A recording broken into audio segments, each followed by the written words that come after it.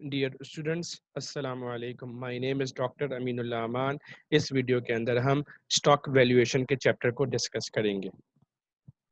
सबसे पहले हम ये डिस्कस करते हैं कि स्टॉक कहते हैं किसे हैं। स्टॉक और शेयर्स एक ही चीज़ है। बाज़ दफ़ा इसको शेयर्स कहा जाता है और बाज़ दफ़ा इसको स्टॉक कहा जाता है। एक ही बात है। कॉमन स्टॉक का नाम आपने सुना होगा, कॉमन शेयर्स का नाम सुना होगा, तो ये एक ही बात है। स्टॉक और शेयर एक ही चीज़ है। ठीक है जी। स्टॉक किसे कहते हैं? फॉर एग्जांपल देखें, एक कॉरपोरेशन है, वो फॉर्म हो रही है। एक कॉरपोरेशन जो है ना फॉर्म हो रही है, एक नई कॉरपोरेशन स्टार्ट हो रही है। यहाँ एक कॉरपोरेशन पहले से मौजूद है, लेकिन उसको उसको पैसों की ज़रूरत है। यहाँ तो नई कॉरपोरेशन फॉर्म हो रही है और नई कॉरपोरेशन फॉर्म करने के लिए पैसों की ज़रूरत है। यहाँ कॉरपोरेशन पहले से मौजूद है और उसको पैसों की ज़रूरत पड़ गई है। तो जब कॉरपोरेशन को पैसों की ज़रूरत होती है, तो कॉरपोरेशन के पास प्राइमरीली दो ऑप्शंस होते हैं।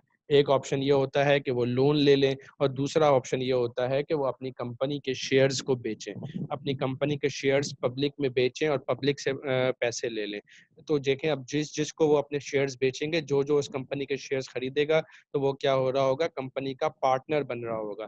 कंपनी प्रॉफिट करेगी तो उसको प्रॉफिट मिलेगा, कंपनी लॉस करेगी तो शेयर होल्डर को भी लॉस हो रहा होगा। तो शेयर्स खरीदने से में इन्वेस्ट से क्या होता है, इन्वेस्टर उस कंपनी का पार्टनर बन जाता है। तो शेयर आपको समझ में आ गया कि जब कंपनी को पैसों की ज़रूरत होती है, तो वो कंपनी क्या करती है, या तो लोन लेती है या अपनी कंपनी के वर्चुअल शेयर्स बनाती है और शेयर्स बनाकर जो है ना पब्लिक को बेचती है। तो जो उस कंपनी का है कि शेयर्स खरीदेगा, तो वो जो है उस कंपनी का पार्टनर बन जाएगा। इसकी आसान सी मिसाल, जैसे मैं और आप मिलके पार्टनर हो 50-50%, तो इसका मतलब है कि कंपनी का 50% शेयर्स मेरे पास हैं, 50% शेयर्स आपके पास हैं। फिर हमारी कंपनी को पैसों की ज़रूरत हुई, तो हमने अपनी कंपनी के 33% शेयर्स बेच दिए। तो अब 3 पार्टनर्स हो गए। तीनों के पास 33% शेयर्स हैं। तो ये तो एक मैंने आपको आसान छोटी-सी एग्ज़ाम्पल दी है। लेकिन प्रैक्टिकल लाइफ़ में जब कंपनी अपने शेयर्स बेचती है, तो 1 बंदे या 2 बंदे या 3 बंदों को नहीं बेचती, बल्कि लाखों लोगों को बेचे जा रहे होते हैं शेयर्स।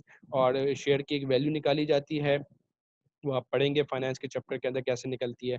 तो एक वैल्यू निकाली जाती है, सॉरी फाइनेंस के चैप्टर में नहीं, अकाउंटिंग के चैप्टर में, फाइनेंशियल अकाउंटिंग प्रिंसिपल्स के अंदर एक वैल्यू निकाली जाती है, उसकी बुक वैल्यू निकाली जाती है। उस बुक वैल्यू पे वो शेयर्स बेचे जा रहे होते हैं।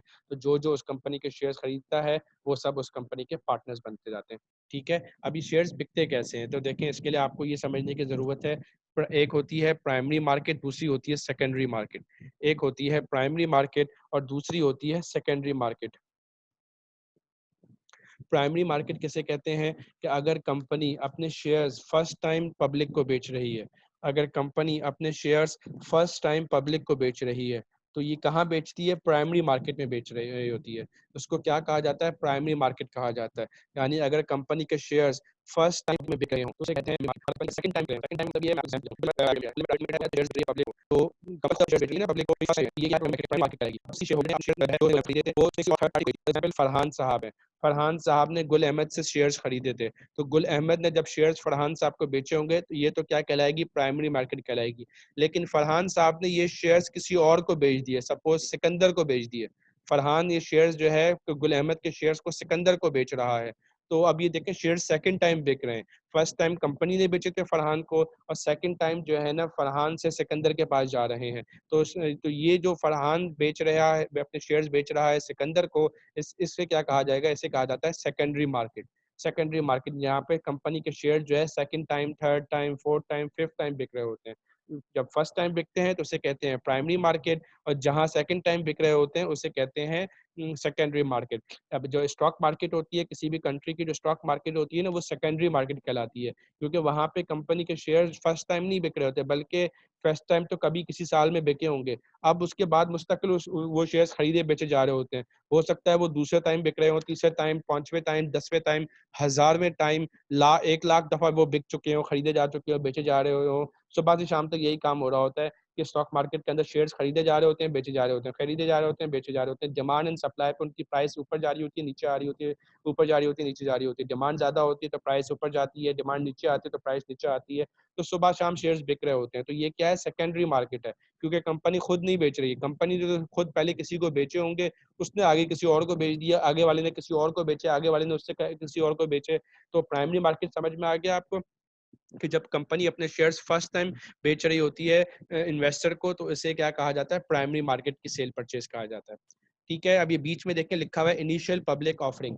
इनिशियल पब्लिक ऑफरिंग का क्या मतलब है? इनिशियल पब्लिक ऑफरिंग का मतलब है कि जब कंपनी अपने शेयर फर्स्ट टाइम पब्लिक को ऑफर कर रही है। गुल अहमद को पैसे चाहिए 50 करोड़ रुपए। अब गुल अहमद ने डिसाइड किया कि हम बैंक से लोन नहीं लेंगे, बल्कि हम पब्लिक में अपने शेयर्स बेचेंगे। तो गुल अहमद क्या करेगी, पब्लिक को ऑफर करेगी, अखबार के जरिए से पब्लिक को ऑफर करेगी कि हम अपने शेयर्स बेच रहे हैं, जो जो इंटरेस्टेड हैं वो हमारे पास अपनी एप्लीकेशन सबमिट करवाएं। हम कुरानदाजी करेंगे, जिस जिसका नाम आएगा उन सबको शेयर्स अपने बेच देंगे और उनसे पैसे ले लेंगे। तो देखें ये क्या कर रही है, गुल अहमद अपने शेयर्स पब्लिक को ऑफर कर रही है। तो इसे कहते हैं इनिशियल पब्लिक ऑफरिंग, आईपीओ कहा जाता है। तो जब भी आप आईपीओ का नाम सुने तो समझ जाएं कि कोई कंपनी अपने शेयर्स पब्लिक को बेचने में इंटरेस्ट रखती है, दिलचस्पी रखती है। ठीक है जी। अच्छा, अब शेयर्स दो तरह के होते हैं, एक होता है कॉमन स्टॉक, दूसरा होता है प्रेफर्ड स्टॉक। एक होता है कॉमन स्टॉक, दूसरा होता है प्रेफर्ड स्टॉक। ठीक है, हम पहले प्रेफर्ड स्टॉक को डिस्कस करते हैं, उसके कंट्रास्ट में आपको कॉमन स्टॉक स्टॉक जल्दी से समझ में आ जाएगा। देखें, प्रेफर्ड स्टॉक के नाम से ही आपको पता चल रहा होगा, प्रेफर्ड यानी इसमें क्या होता है, शेयर होल्डर्स को प्रेफरेंस दी जाती है। प्रेफर्ड शेयर होल्डर्स, जिन शेयर होल्डर्स के पास प्रेफर्ड स्टॉक होते हैं उनको प्रेफरेंस दी जाती है। फॉर एग्जांपल देखें, दो शेयर होल्डर्स हैं, एक है फरहान, एक है सिकंदर। गुल अहमद ने फरहान साहब को जो शेयर्स बेचे हैं वो कॉमन शेयर्स हैं, और गुल अहमद ने सिकंदर साहब को जो शेयर्स बेचे हैं वो प्रेफर्ड शेयर्स हैं। अब सिकंदर साहब के पास जो शेयर्स हैं वो प्रेफर्ड शेयर्स हैं, इसका मतलब है कि उनके पास प्रेफरेंस है। क्या प्रेफरेंस है? दो चीजों के अंदर प्रेफरेंस है। नंबर वन, के सिकंदर साहब को जो कंपनी प्रॉफिट देगी ना, उस वो प्रॉफिट फिक्स्ड होगा, फिक्स्ड प्रॉफिट होगा। कंपनी बता जब शेयर्स बेचती है उसी वक्त बता देती है कि हम आपको इतना फिक्स्ड प्रॉफिट देंगे, 7% देंगे, 8% देंगे, 10% देंगे, 12%, कुछ भी हो सकता है, लेकिन फिक्स्ड प्रॉफिट बता देती है कि आपको हर साल हम इतना प्रॉफिट देंगे, आप हमारे शेयर्स खरीदें, हम आपको प्रेफर्ड शेयर्स दे रहे हैं, आप हमारे शेयर्स खरीदें, हम आपको जो है ना इसके ऊपर हर साल 10% जो है ना प्रॉफिट देंगे। तो देखें, कंपनी फिक्स करके बता रही है प्रॉफिट। ठीक है, नंबर वन बात, एक प्रेफरेंस ये है। प्रेफरेंस क्यों है? क्योंकि कॉमन शेयर होल्डर्स के पास ऐसी कोई प्रेफरेंस नहीं होती है, बल्कि कॉमन शेयर होल्डर्स को कंपनी फिक्स करके कुछ नहीं बताती है, बल्कि कंपनी कहती है आप हमारे शेयर्स खरीदें, साल के आखिर में देखेंगे क्या होता है। अगर कंपनी प्रॉफिट कमाएगी तो आपको प्रॉफिट होगा, लॉस कमाए होगा तो लॉस होगा आपको भी। कंपनी ज्यादा प्रॉफिट कमाएगी तो आपको ज्यादा प्रॉफिट मिलेगा, कम कम प्रॉफिट कमाएगी तो आपको कम प्रॉफिट मिलेगा। तो कॉमन शेयर होल्डर्स को कोई भी चीज गारंटेड नहीं होती है, उनको कुछ नहीं पता होता कि हमें प्रॉफिट मिलेगा नहीं मिलेगा, ज्यादा मिलेगा कम मिलेगा, कुछ भी नहीं पता, क्योंकि कोई किसी किस्म का उनसे वादा नहीं किया होता। लेकिन उसके बदले में, उसके कंट्रास्ट में, उसके कंपैरिजन में प्रेफर्ड शेयर होल्डर्स के साथ कंपनी ने प्रॉमिस किया हुआ होता है कि हम आपको इतना फिक्स प्रॉफिट देंगे। तो देखें, प्रेफर्ड शेयर होल्डर्स को प्रेफरेंस मिल गई ना, ये एक चीज हो गई। दूसरी चीज नीचे देखे लिखी हुई, दूसरी दूसरी प्रेफरेंस शेयर होल्डर्स को क्या प्रेफरेंस मिलती है, वो ये होती है कि जब कंपनी जब भी प्रॉफिट डिस्ट्रीब्यूट करेगी तो पहले प्रेफर्ड शेयर होल्डर्स को देगी, उसके बाद जो बचेगा वो कॉमन शेयर होल्डर्स को देगी। कंपनी जब भी प्रॉफिट डिस्ट्रीब्यूट करेगी, पहले प्रेफर्ड शेयर होल्डर्स के साथ जो प्रोमिस किए हुए हैं ना, पहले वो प्रोमिस फुलफिल करेगी, प्रेफर्ड शेयर होल्डर्स को प्रॉफिट्स देगी, उसके बाद जो बचेगा वो कॉमन शेयर होल्डर्स के दरमियान डिस्ट्रीब्यूट किया जाएगा। तो देखें, प्रेफर्ड शेयर होल्डर्स में क्या है, उनको प्रेफरेंस मिल रही है कि डिविडेंड प्रॉफिट प्रॉफिट पहले उनको मिलेगा, उसके बाद कॉमन शेयर होल्डर्स को प्रॉफिट मिलेगा। तो कॉमन शेयर होल्डर्स किसे कहते हैं? जिसमें किसी किस्म की प्रेफरेंस नहीं है। और प्रेफर्ड शेयर होल्डर्स किसे कहते हैं? जिसमें प्रेफरेंस हासिल है। दो प्रेफरेंसेस हासिल है जो हमने अभी डिस्कस की। बीच में देखें लिखा हुआ है डिविडेंड, ये बहुत इंपॉर्टेंट है, आपको समझ में आना, आपको पता होना चाहिए। डिविडेंड, कंपनी अपने शेयर होल्डर्स को जो प्रॉफिट देती है ना, उसे डिविडेंड कहा जाता है। कंपनी अपने शेयर होल्डर्स को जो प्रॉफिट देती है ना, उसे क्या कहा जाता है? टेक्निकल वर्ड्स में, उसको टेक्निकल फाइनेंस की लैंग्वेज में उसे क्या कहा जाता है? उसे डिविडेंड कहा जाता है। फॉर एग्जांपल 2002 में, ईयर 2002 में कंपनी ने अनाउंस किया कि हम डिविडेंड दे रहे हैं 8 rupees per share, 8 rupees per share हम डिविडेंड दे रहे हैं। तो ये 8 रुपीज पर शेयर कंपनी क्या दे रही है? प्रॉफिट दे रही है। तो ये जो प्रॉफिट है ना, ये फाइनेंस की लैंग्वेज में क्या कहलाता है? डिविडेंड कहलाता है। तो एक ऑर्गेनाइजेशन अपने शेयर होल्डर्स को जो प्रॉफिट दे रही होती है उससे क्या कहा जाता है, उससे डिविडेंड कहा जाता है। जैसे यहाँ पे कंपनी ने अनाउंस किया कि हम 8 रुपए पर शेयर प्रॉफिट दे रहे हैं, तो इसको फाइनेंस की लैंग्वेज में क्या कहा जाएगा, डिविडेंड कहा जाएगा। तो जब कंपनी अनाउंस करेगी ना, तो कंपनी ये कहेगी कि हम 8 रुपए पर शेयर डिविडेंड दे रहे हैं। ठीक है जी।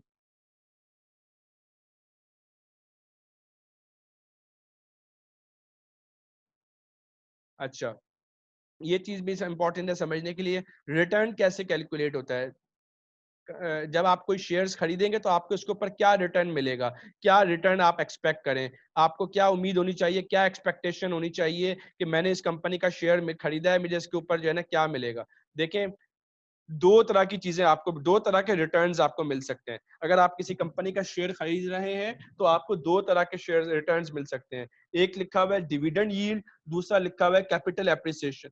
एक है डिविडेंड यील्ड, दूसरा है कैपिटल एप्रिसिएशन। डिविडेंड यील्ड किसे कहते हैं, जैसे मैंने अभी हमने एग्जांपल डिस्कस की थी कि 8 रुपए पर शेयर कंपनी डिविडेंड दे रही है। कंपनी 8 रुपए पर शेयर डिविडेंड दे रही है, तो ये क्या है, ये डिविडेंड है। ठीक है, तो आप क्या कमा रहे हैं, आपको, आपने शेयर खरीदा है और आपको रिटर्न में क्या मिल रहा है, डिविडेंड मिल रहा है। आपको रिटर्न में क्या मिल रहा है, डिविडेंड मिल रहा है। यील्ड किसे कहते हैं, हमने पिछली वीडियो में डिस्कस किया था, बॉन्ड वैल्यूएशन के चैप्टर में मैंने आपको बताया था। यील्ड किसे कहते हैं, रिटर्न को कहते हैं, रिटर्न को। तो ये रिटर्न कैसे कैलकुलेट होता है, डिविडेंड रिटर्न कैसे कैलकुलेट होता है, यहाँ पे फॉर्मूला लिखा हुआ है, div one divide bye price, div one divide bye price. लेकिन ये क्या लिखा हुआ है, वन। वन का क्या मतलब है, dividend after 1 year, dividend after 1 year. और पी के साथ क्या लिखा हुआ है, जीरो। इसको क्या आप कैसे प्रोनाउंस करते हैं, पी नॉट। इसकी प्रोनाउंसिएशन कैसे की जाती है, पी नॉट। पी नॉट का मतलब है करंट प्राइस, करंट प्राइस। और डिव वन का मतलब है डिविडेंड आफ्टर 1 ईयर। अगर पी वन लिखा हुआ होगा तो उसका मतलब होगा प्राइस आफ्टर 1 ईयर। अगर पी नॉट लिखा हुआ है तो उसका मतलब है करंट प्राइस। अगर पी टू लिखा हुआ है तो उसका मतलब है price after 2 years. P three लिखा हुआ है तो उसका मतलब है प्राइस आफ्टर 3 ईयर्स। ऐसे ही डिविडेंट है। अगर डिव नॉट, डिव जीरो लिखा हुआ है, डिव नॉट, उसको, इसका मतलब है करंट डिविडेंड। अगर डिव वन लिखा हुआ है तो उसका मतलब है डिविडेंड आफ्टर 1 ईयर। अगर डिव टू लिखा हुआ है तो उसका मतलब है डिविडेंड आफ्टर 2 ईयर्स। अगर डिव थ्री लिखा हुआ है तो उसका मतलब है कि डिविडेंड आफ्टर 3 ईयर्स। तो इस तरीके से इसका इसका ये मतलब होता है। क्लियर है जी। अच्छा, ये डिव वन निकलता है कैसे, for example div naught, div naught multiply by 1 + r।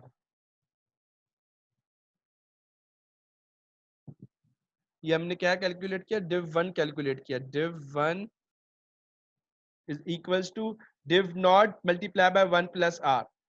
Div one अगर आपको निकालना है तो कैसे निकलेगा, उसके लिए आपके पास डिव नॉट होना चाहिए। डिव नॉट कैसे कहते हैं, अभी हमने पढ़ा, करंट डिविडेंड को कहते हैं। Current dividend multiply by, sorry मैंने 1 + r गलती से लिख दिया, 1 + g, 1 + g, 1 + ग्रोथ रेट। आपके पास कंपनी का ग्रोथ रेट होना चाहिए और आपके पास कंपनी का करंट डिविडेंड होना चाहिए। अगर ये दो चीजें आपके पास हैं तो आप डिव वन निकाल सकते हैं कि डिव वन क्या होगा। अगर आपने डिव टू निकालना है तो यहाँ पे डिव नॉट की जगह क्या आ जाएगा, डिव वन आ जाएगा। अगर आपने डिव थ्री निकालना है तो डिव नॉट की जगह पे क्या आ जाएगा, डिव टू आ जाएगा। तो इन शॉर्ट, नेक्स्ट ईयर का डिविडेंड निकालने के लिए आपके पास करंट ईयर का डिविडेंड होना चाहिए, प्लस ग्रोथ रेट भी होना चाहिए। आपके पास क्वेश्चन के अंदर ग्रोथ रेट भी होना चाहिए। फॉर एग्जाम्पल, ग्रोथ रेट है 5%, डिव नॉट है 7, तो 7 मल्टीप्लाई बाय 1 + 0.05, आपके पास डिव वन निकल के आ जाएगा। तो इन शॉर्ट, डिव नॉट हो और ग्रोथ अवेलेबल हो तो आपके पास क्या निकल आएगा, डिव वन निकल आएगा। तो खैर, ये तो हमने बात कर ली डिव वन की। अगर आपने डिव वन को प्राइस से डिवाइड किया तो आपके पास क्या निकल आएगा, डिविडेंड यील्ड निकल आएगी, डिविडेंड यील्ड निकल आएगी। कॉन्सेप्ट समझे कि ये निकल क्या रहा है। कॉन्सेप्ट ये है कि फॉर एग्जाम्पल आपने एक शेयर, मैं आपको जो है ना ये कैलकुलेट करके दिखाता हूँ यहाँ पे। For example R is equals to div one divided by P naught. ठीक है, अब फॉर एग्जाम्पल आपके पास डिव वन कितना है, 8 रुपीज, प्राइस कितनी है, 70। ठीक है, तो 8 आपने 8/70 करें तो आपके पास क्या निकल आएगा, डिविडेंड यील्ड निकल आएगा।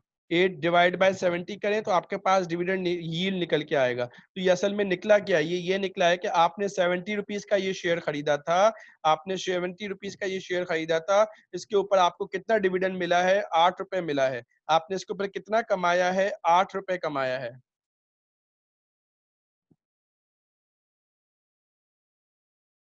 तो आपने कितना परसेंट कमाया, 11.4% कमाया है इसके ऊपर, 11.4%। देखिए यील्ड क्या था, रिटर्न था ना, तो रिटर्न हमेशा परसेंटेज में आता है, आपको पता है। तो ये 11.4% आया।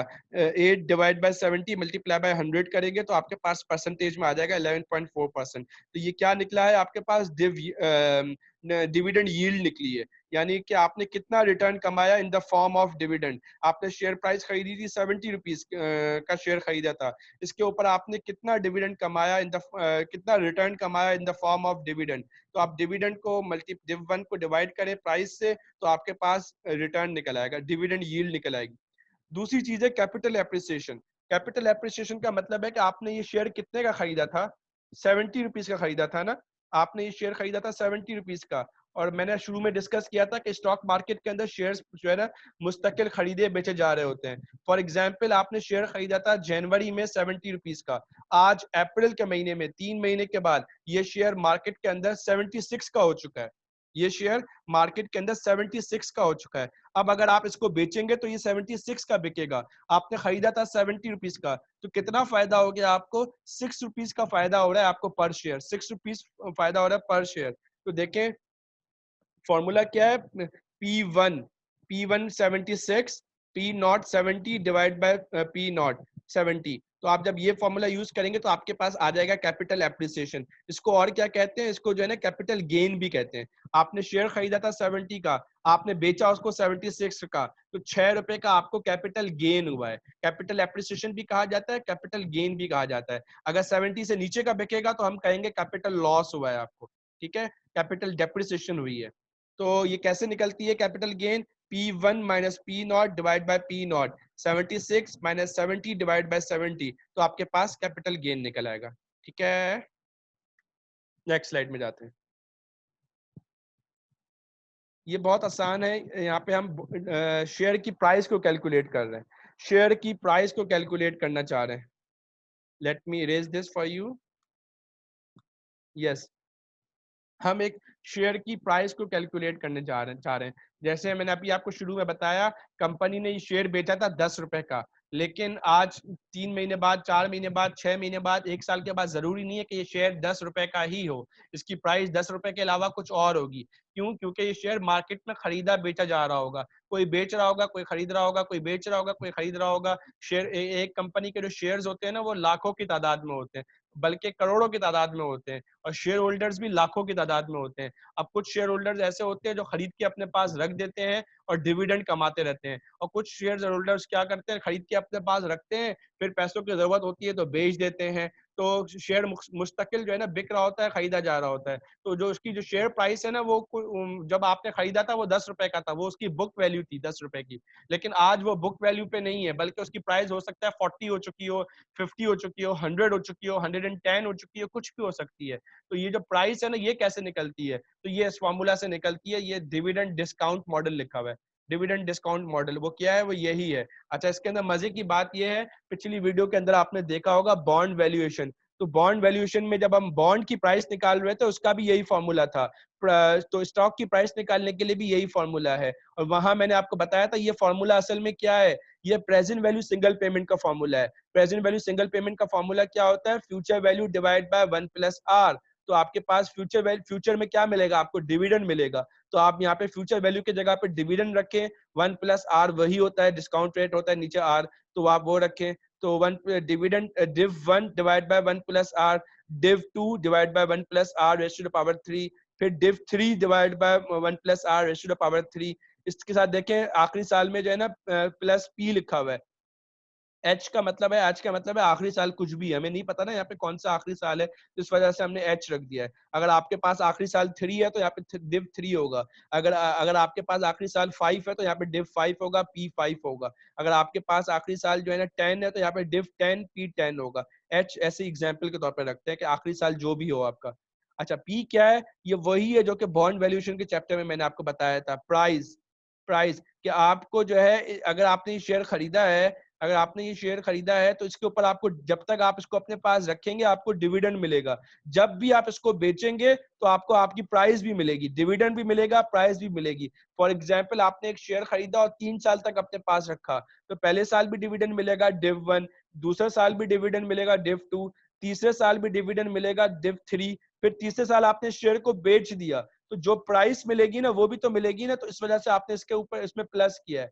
फॉर एग्जाम्पल, तीसरे साल डिविडेंड मिला 10 रुपीज और उसकी प्राइस है 50, तो 10 प्लस 50 70 रुपीज रखेंगे, क्योंकि तीसरे साल आपको दो चीजें मिल रही हैं, तीसरे साल का डिविडेंड भी मिल रहा है और तीसरे साल आप अपने शेयर बेचकर उसकी प्राइस भी वापस हासिल कर रहे हैं, तो दो चीजें मिल रही हैं। तो इसलिए आपकी फ्यूचर वैल्यू में दो चीजें हैं, तो दोनों को हमने प्लस करके रखा है। तो इस तरीके से ये प्राइस कैलकुलेट हो जाएगी। हम इसको नेक्स्ट स्लाइड में कैलकुलेट कर रहे हैं।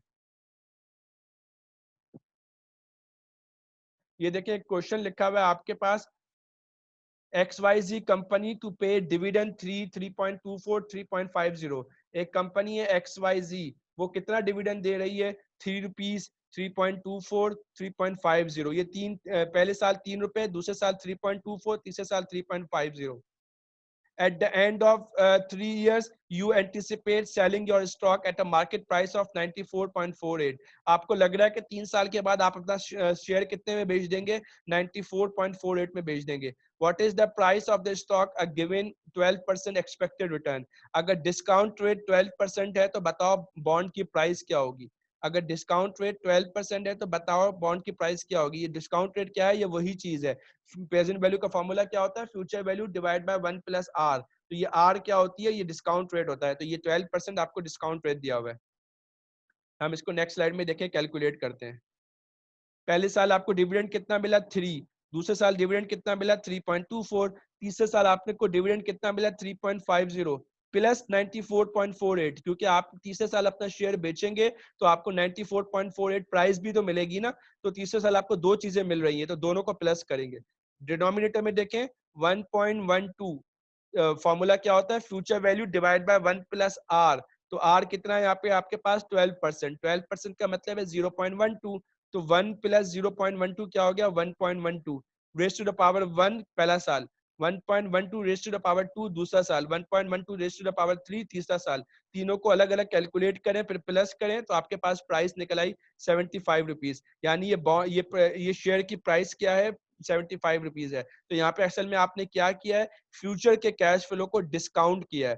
फ्यूचर में आपको 3 रुपए मिलेंगे, 3.24 मिलेंगे, 3.50 मिलेंगे, 94.48 भी मिलेंगे फ्यूचर में। तो ये जो आपके कैश फ्लोज जो आपको फ्यूचर में मिलने हैं, इन सबको आपने डिस्काउंट किया है और उसकी प्राइस प्रेजेंट वैल्यू निकाली है। तो एक शेयर की प्राइस क्या होती है? Discounted value of future cash flows. Future के कैश फ्लो की डिस्काउंटेड वैल्यू जो भी होती है वही उस शेयर की प्राइस भी होती है। ठीक है, यहाँ पे मैंने आपको लास्ट चीज बतानी है इस चैप्टर के अंदर।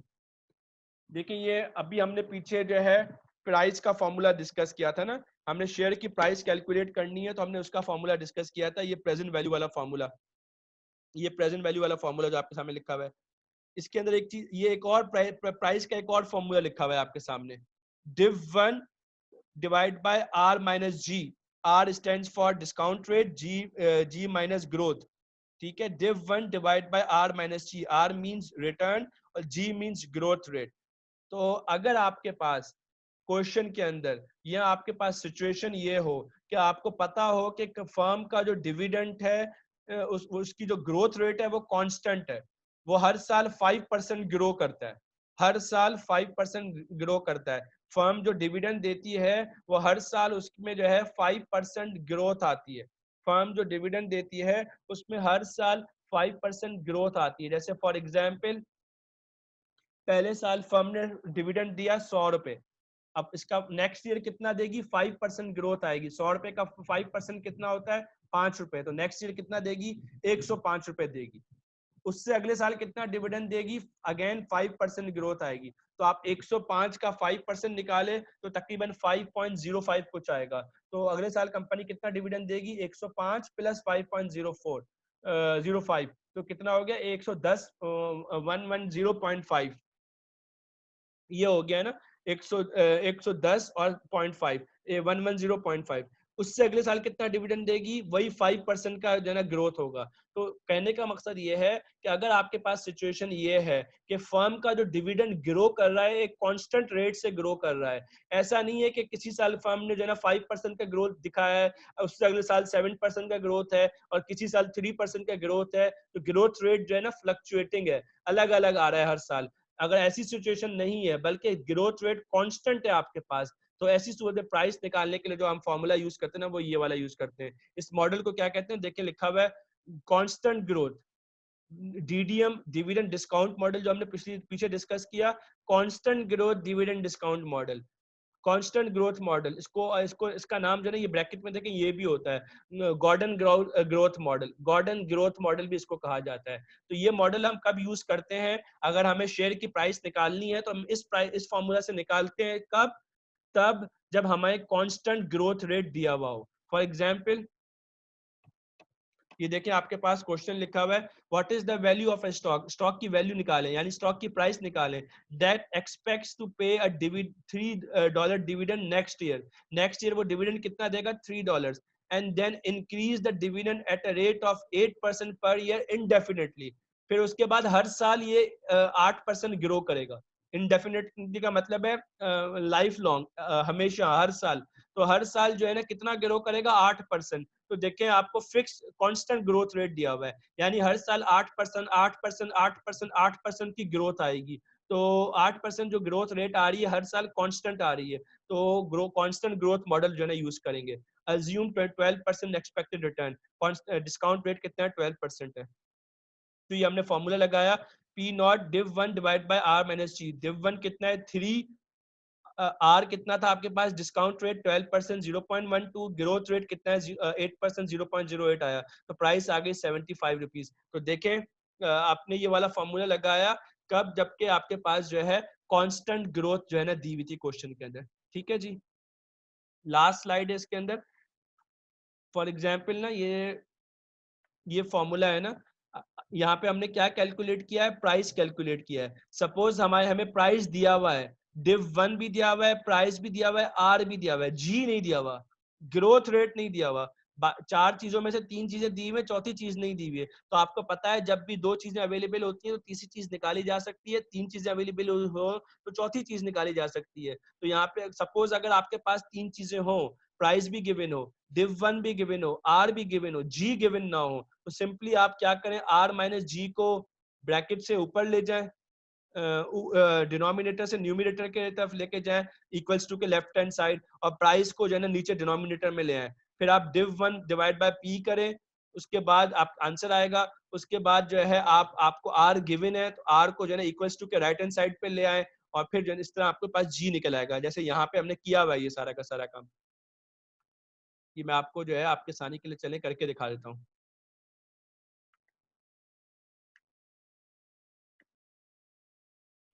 ये देखिए क्वेश्चन क्या है, if the same stock is selling for 100, stock कितने का बिक रहा है, 100 रुपए का बिक रहा है। देखें यानी प्राइस आपको दी हुई है, स्टॉक की वैल्यू दी हुई है, स्टॉक की प्राइस दी हुई है कि स्टॉक कितने का बिक रहा है, 100 रुपए का बिक रहा है।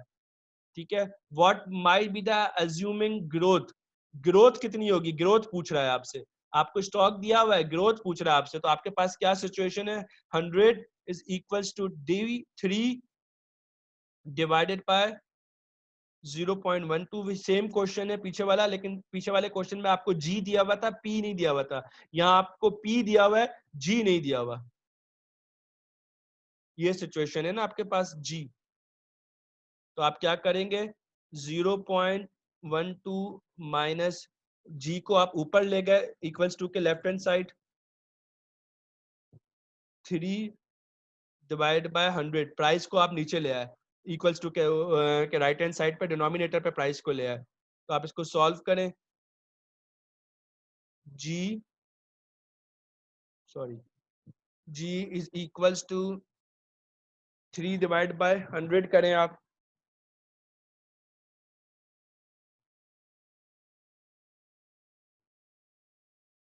तो आपके पास क्या आ जाएगा, 0.03 आ जाएगा। 0.03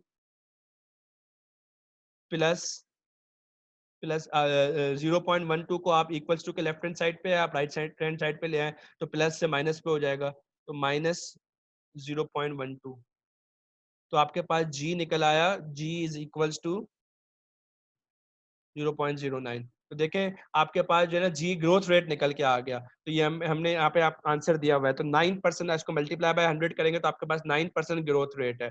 तो हमें क्या समझ में आया कि हमें यहाँ पे प्राइस दी हुई थी और डिव वन दिया हुआ था और रिटर्न दिया हुआ था, ग्रोथ रेट नहीं दी हुई थी। तो हमने जो है ना इस तरीके से जो है इसी फॉर्मूला से ग्रोथ रेट जो है ना हमने कैलकुलेट कर दी। ठीक है जी। यहाँ पे जो है ये चैप्टर जो है ना मुकम्मल हो गया स्टॉक वैल्यूएशन का। उम्मीद है आपको समझ में आ गया होगा। और see you in the next video. अस्सलाम वालेकुम।